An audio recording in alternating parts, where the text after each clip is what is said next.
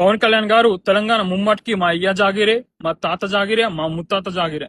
కానీ మీ అయ్య జాగిరి మాత్రం కాదు. పవన్ కళ్యాణ్ గారు తెలంగాణ ప్రజలు ప్రాణ త్యాగానికైనా సిద్ధపడతారు గాని పరాయి పాలనను మరియు ఆత్మగౌరవం దెబ్బతింటే మాత్రం సహించరు.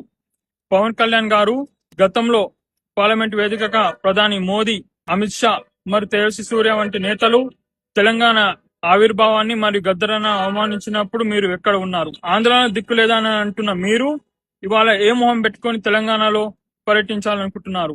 ఎవరి జెండాను మోయడానికి వస్తున్నారు? ఎవరి ఎజెండాను అమలు పరచాలనుకుంటున్నారు? తెలంగాణ ప్రజలు మీ నుంచి వందే మాతరం జనగణన నేర్చుకోవాల్సిన అవసరం లేదు. అసలు వందే మాతరం మూవ్మెంట్ పుట్టిందే తెలంగాణలో 1938 లో ఆనాటి నిజాం నిరంకుశ ప్రభుత్వానికి వ్యతిరేకంగా ఉస్మాన్ యూనివర్సిటీలో తెలంగాణ ప్రజలు వందే మాతరం అని గలమెత్తి గర్జించారు. పవన్ కళ్యాణ్ గారు మీపై ఉన్న కాస్త కూస్తో గౌరవాన్ని పోగొట్టుకోకండి. అసలే మ్యాటింగ్ వరకు నడుస్తున్న మీ సినిమాలు ప్రీమియర్ షో వరకు నడిచే పరిస్థితి మాత్రం తెచ్చుకోకండి. తెలంగాణలో ఎట్టి పరిస్థితుల్లో ప్రాంతీయ శక్తులు మరియు మతతత్వ శక్తులను రానివ్వబోము.